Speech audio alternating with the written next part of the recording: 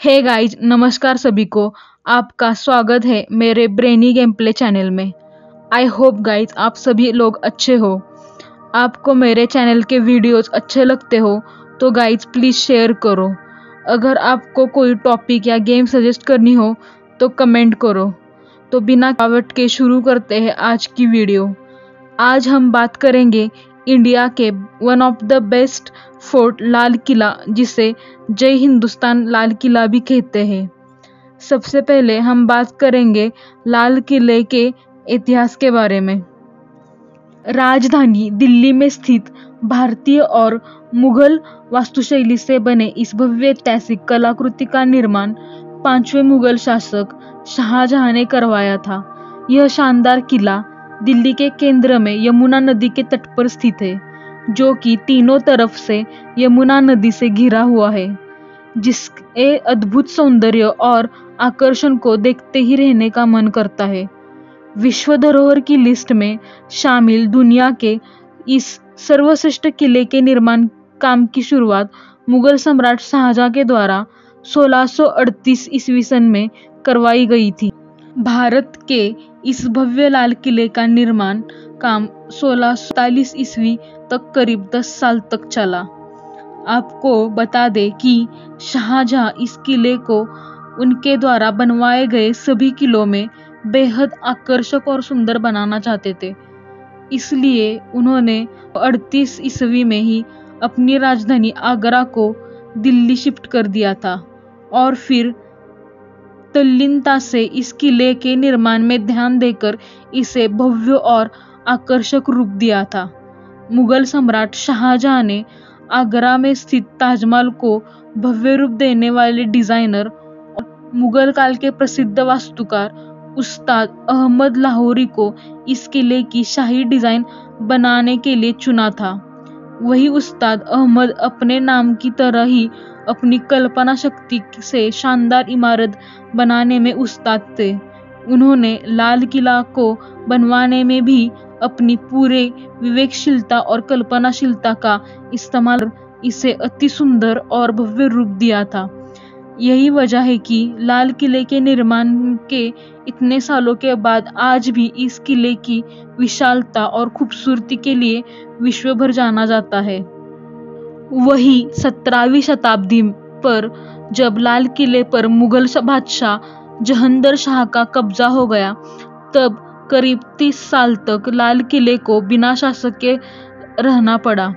उसके बाद नादिर शाह ने लाल किले पर अपना शासन चलाया। उसके बाद 18वीं सदी में अंग्रेजों ने लाल किले पे अपना कब्जा जमा लिया और किले कर लूटपाट की।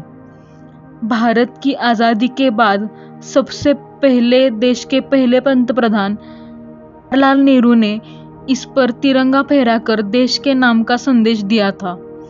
वही आज़ादी के बाद लाल किले का इस्तेमाल सैनिक प्रशिक्षण के लिए किया जाने लगा और फिर यह एक प्रमुख पर्यटन स्थल के रूप में मशहूर हुआ।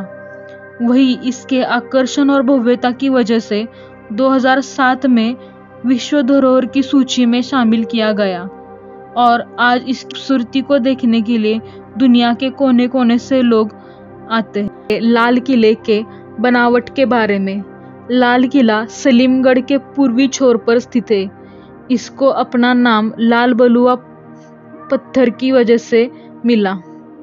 इसकी दीवारें 2.5 किलोमीटर लंबी है और नदी के किनारे से उसकी ऊंचाई 60 तथा 110 ऊंची शहर की ओर से है।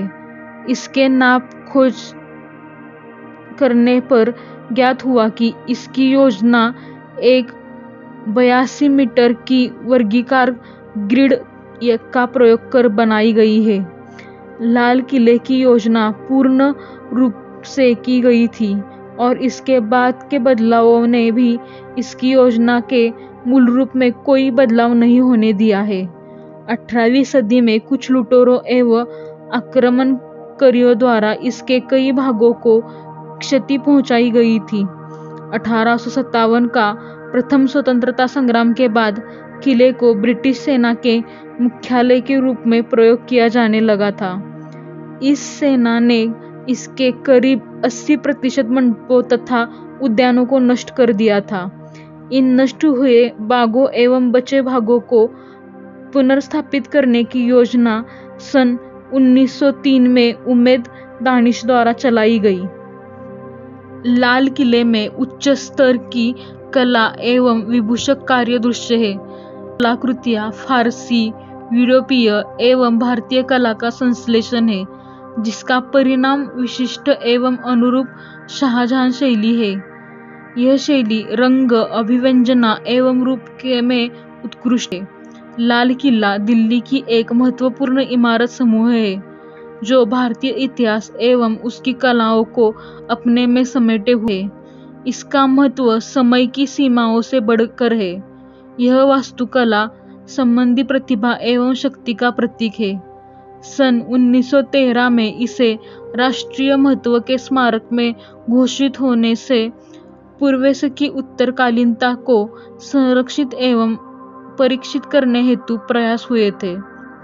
इसकी दीवारें काफी अचूकता से तराशी गई है। ये दीवारें दो मुख्य द्वारों पर खुली है, दिल्ली दरवाजा एवं लाहौर दरवाजा। लाहौर दरवाजे इसका मुख्य प्रवेश द्वार है। इसके अंदर एक लंबा बाजार है, जिसकी दीवारें दुकानों से कतराती है।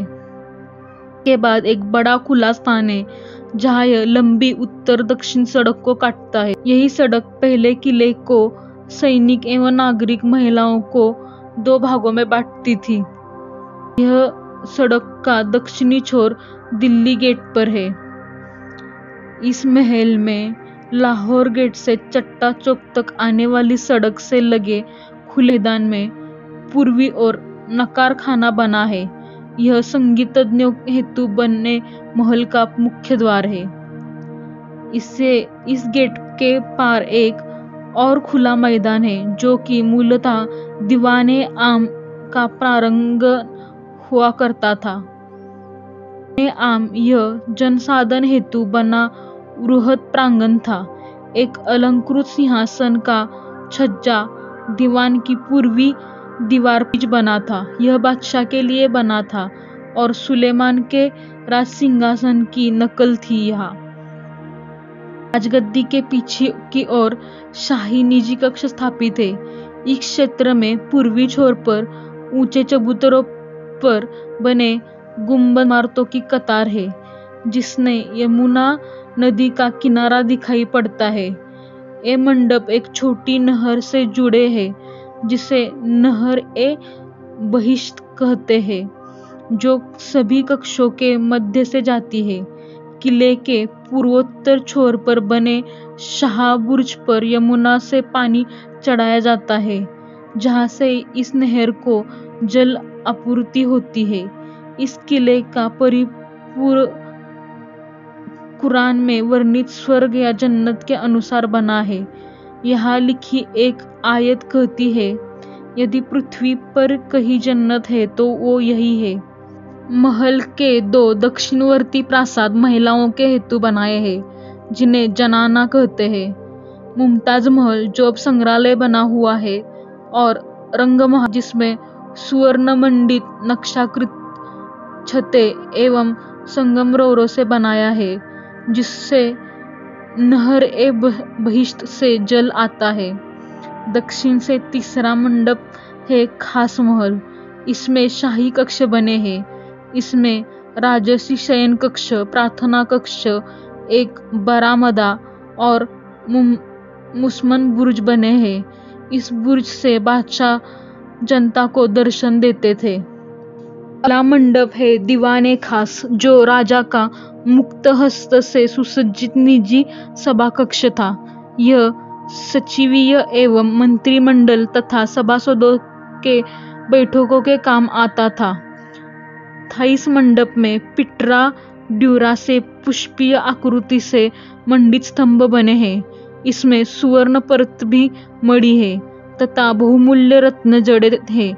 इसकी मूल छत को रोगन की गई काष्ठ निर्मित छत से बदल दिया गया है।